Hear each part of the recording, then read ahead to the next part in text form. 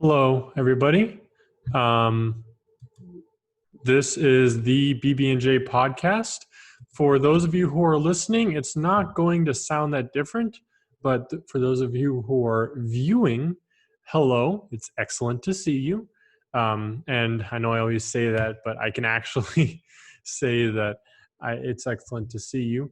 I decided to change it up a little bit, and now I'm doing video. Right now, in the current state of social media and just online web presence in general, 85% of the content that actually gets engagement is video content. In the next 5 years, it's looking to be closer to 97%. So adapt or die, I am adapting. And the advantage of this, I've talked about this in the past of like the importance of getting your content distributed on as many platforms as you can. So inherently, when I do this, I'm going to put it on YouTube. So that's one. Going to put it on Facebook. Going to put it on Anchor by default. Going to put it on my website. So right off the bat, that's 4 platforms. If you get somewhere else, that'd be even better.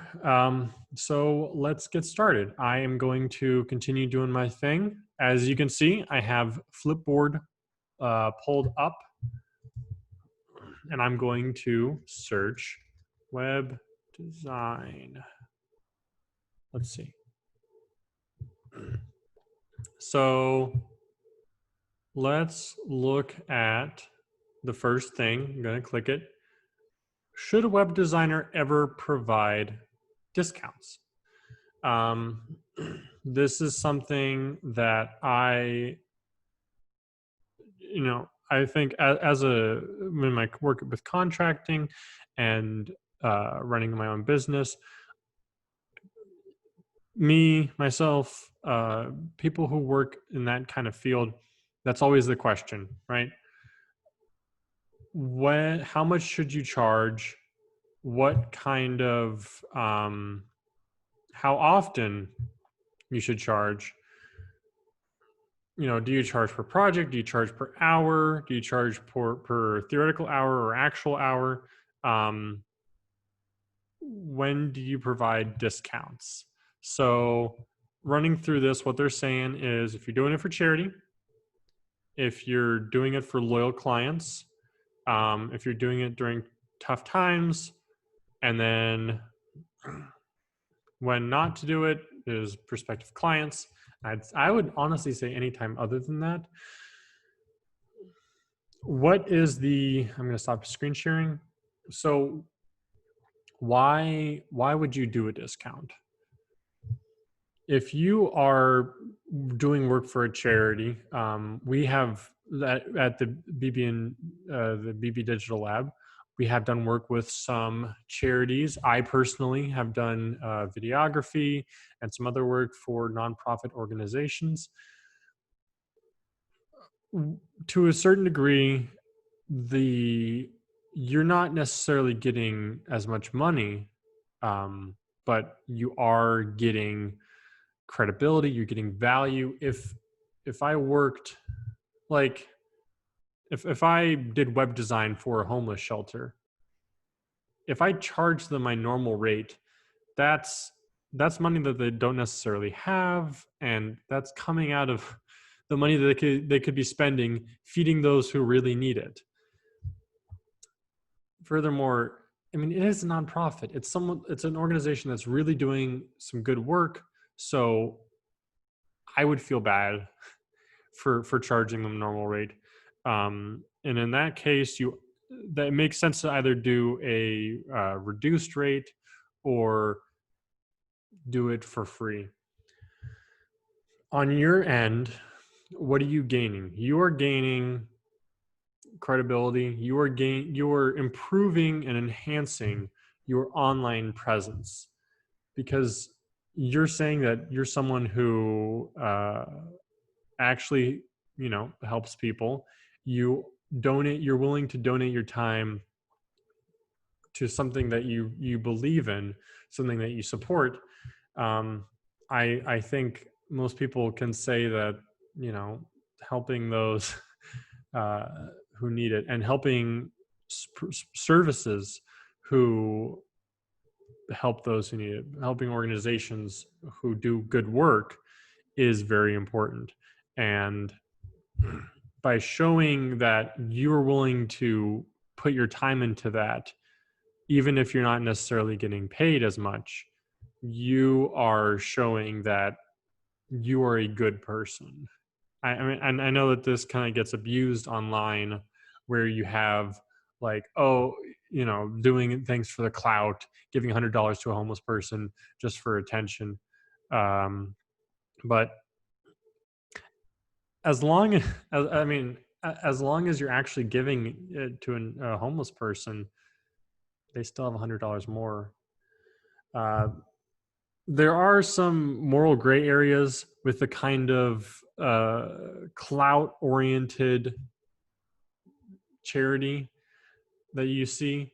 Like if you pay someone $50 and then that video turns around and gets $10,000, uh, that's kind of a gray area, I think. Like if the whole point of the video is you pay someone, you give someone a little bit of money, and then you get a ton of money out of it. I don't know, but that is up to the court of public opinion uh, to to decide whether or not that is a good thing. So I won't try to weigh in any more than I already have. I know I guess I have weighed in quite a bit. But let's get back to the main thing: when to charge. When haven't I charged? I haven't charged money when I was working, or when I was working with an organization that was doing good work. When I was starting out, especially, I personally, I've done videography for an organization called the Night Shield. They help youth in need in the area, provide a variety of services. And I did videography for a few events. I'm not going to charge them. They're, once again, that money is going to very important things. I was a novice videographer at the time, so even if I could charge, my services were not that valuable, I will admit. There were definitely some kinks that were in those videos that I produced, but I mean, they appreciated it, and once again, I wasn't charging. I don't know what that was, but you're working in real time, you get random notifications, I guess, little beeps and boops. When I was a kid, especially, I did a lot of volunteer work. I definitely have my parents to thank for that.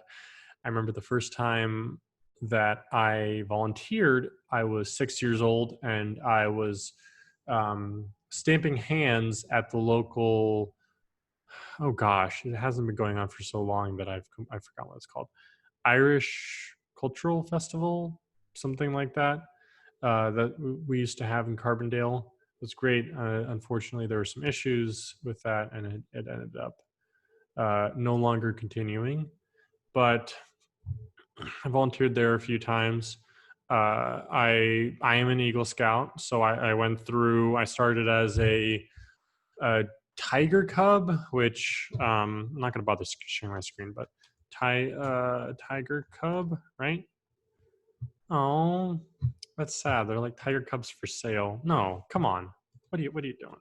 Don't buy wild animals. They're wild animals for a reason. Like, if you want a cat that has actually had the time to adapt to humans and has evolved to be domesticated and work well with people, just get a cat. You can get a cute orange one, and you can call the cat, I don't know, Tigger or Catarancini. Okay. The Cub Scout. No. How young can you join the Cub Scouts? 10 years old. Kindergarten? Oh, Cub Scouting. Okay. So I guess I was 10 or 11 when I started Scouts.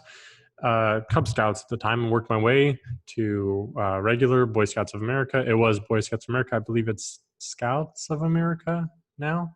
I'm glad they made the change after probably longer than they should have, but they made the change, and I guess that's what's important. Worked my way to Eagle, and in that time, I did, I'm sure, hundreds of hours of volunteering and community service. My final project, my Eagle project, to get the highest rank Eagle Scout, you have to do a community service project where you're not directly doing it.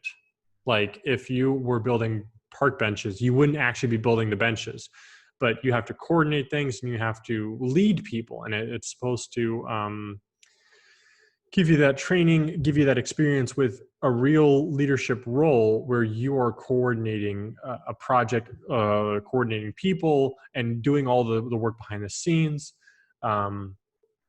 And I did a mural for the local senior center, senior adult services. It was the Walking Bridge, something like that. It was a piece by, it was a Monet, and I mean, yeah, I did it for free.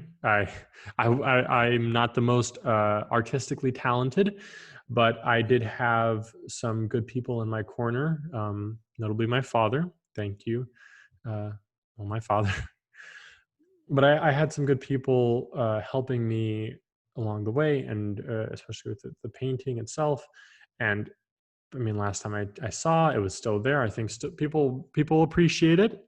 Um, so when you get to that kind of work, it's not necessarily about how much money you can make off of it. I would not say that I made a single dollar out of that mural, but I know, I mean, it has stayed there much longer than I've stayed there. And the impact of it, how it has affected people, the emotions and the joy that it's brought to people has stayed there so much longer than I have. And I mean, it's there 24/7, 365. It's put in way more hours than I have. And I think that is a good reason why that kind of feeling um,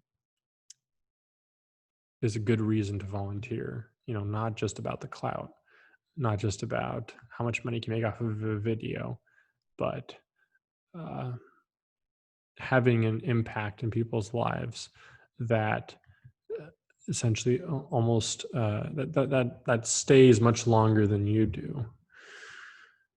That being said, for organizations that are for profit or businesses, you can still have that impact and charge and make money. So I'm not here saying that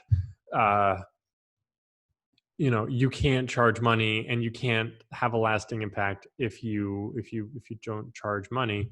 I mean, like the groups, the organizations, what is this one?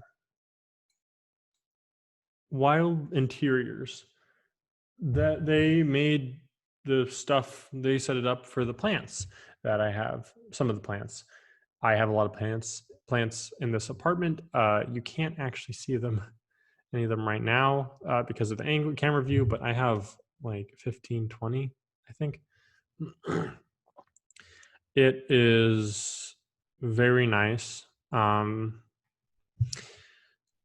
they charge me money, but I mean, these things bring me joy. They've done amazing work for the air quality. It is very nice, I must say.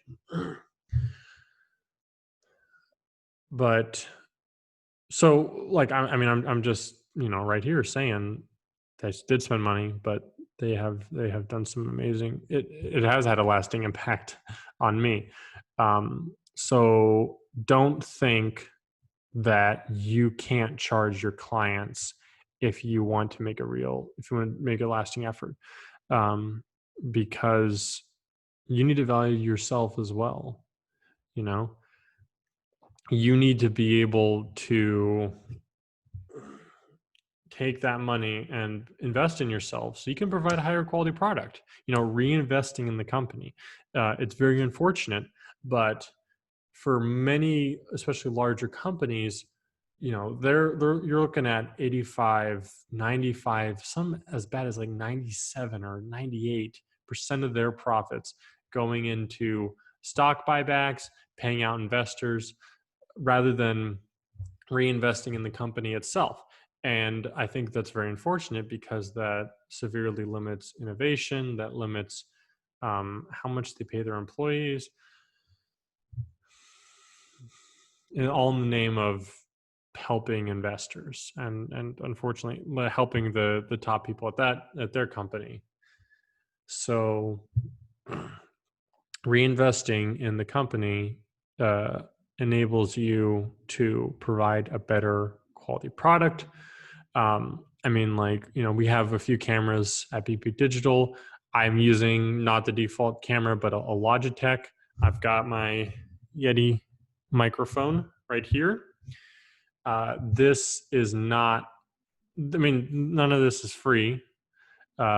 So to provide those services that come with, to record a good quality podcast, to record myself right now via video, that takes money. So don't feel bad about knowing your worth. I think it's unreasonable to value others without first valuing yourself. Know how much your time is worth. I will be very honest. Right now, 1 hour of my time is probably worth $30 to $40. But I think like you have someone like Gary Vee or Anik Singhal, how much is 1 hour of their time worth? How much is 1 hour of Bill Gates' time worth? We're talking thousands. We're talking, even tens of thousands of dollars. Because what you get out, the amount of value you get out is so insane. So, there's always that question: do you play to win or do you play to not lose? If you are focused on saving money, you are playing to not lose. If you're like, well, I know that this service, like, it might have some cool features, but it's kind of expensive, I don't think I can really do it. Versus this service is more expensive, but I am going to, triple the amount of money I can make compared to what I'm currently using. I can save so much of my own time that I can use rather than doing this, something that's essentially worth, $15 or $20 an hour. Instead, do the work, my work that's more value oriented, where I can charge $50, I can charge $100 an hour. Great example is a car. A car is, $10,000, $20,000, $30,000. Like, that's expensive. And some people might say, oh, I don't know if I want to get a car. I can just use taxis. Or how about this? Like, I don't want to pay money for taxis or Ubers or a car. That's all expensive. I'm just going to walk everywhere. If you live in a city, that might be a viable option. But like here in Southern Illinois, just to get across town, it's 4 miles in Carbondale. That's not reasonable. If I want to, um,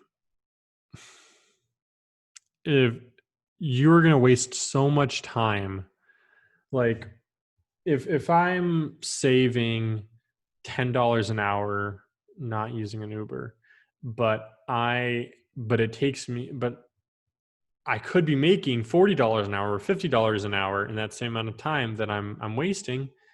Well, then that's not really worth it, is it?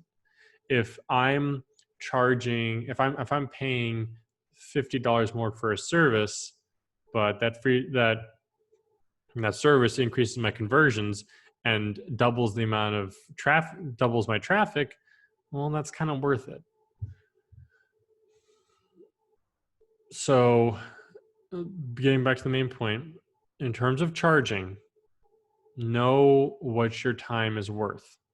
If you're getting a ton of value out of working with them and they're a nonprofit, by all means, it's not something you can do for every single client, but it's a good way to build trust.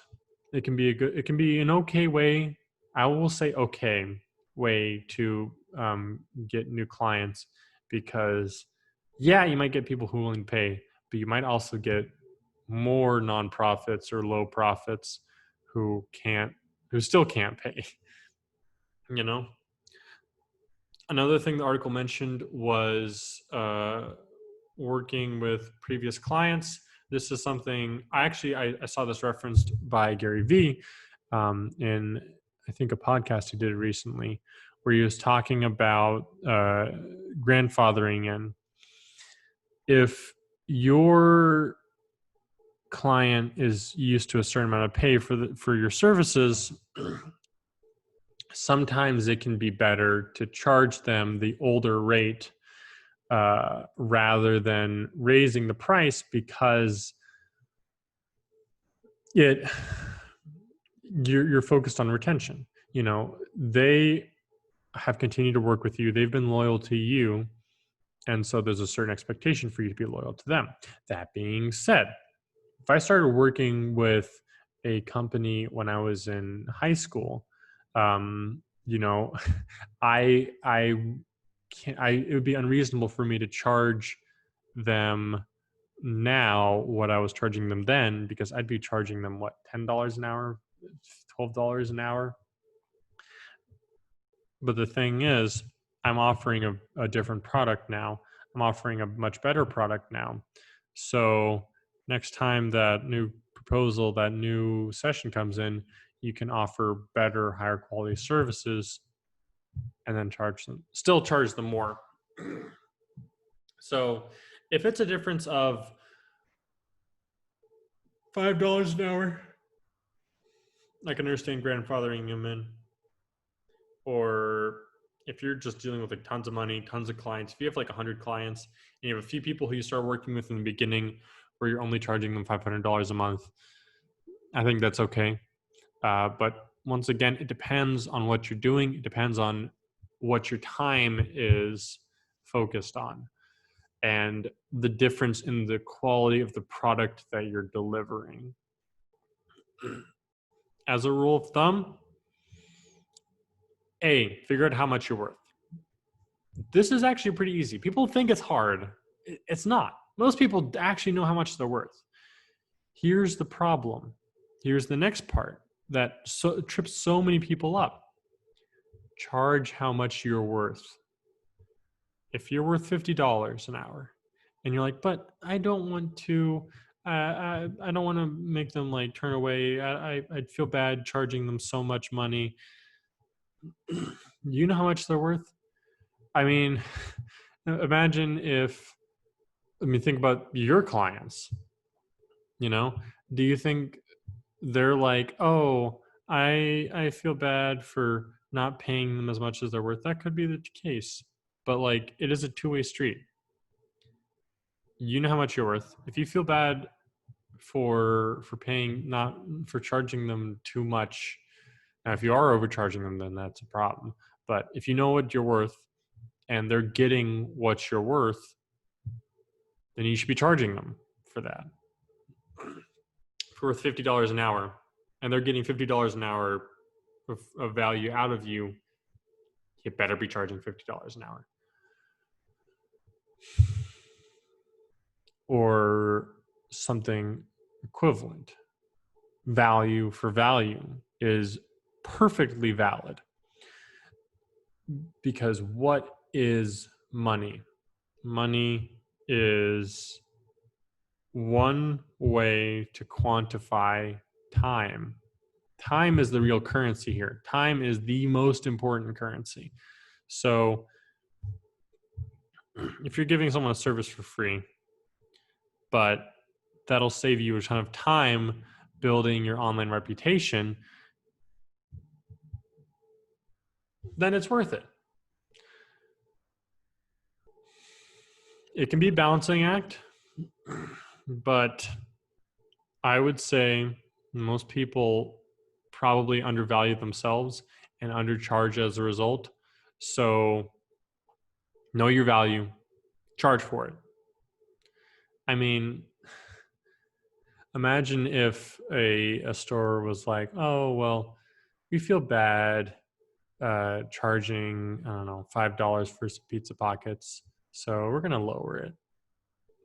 Like, how insane does that sound? The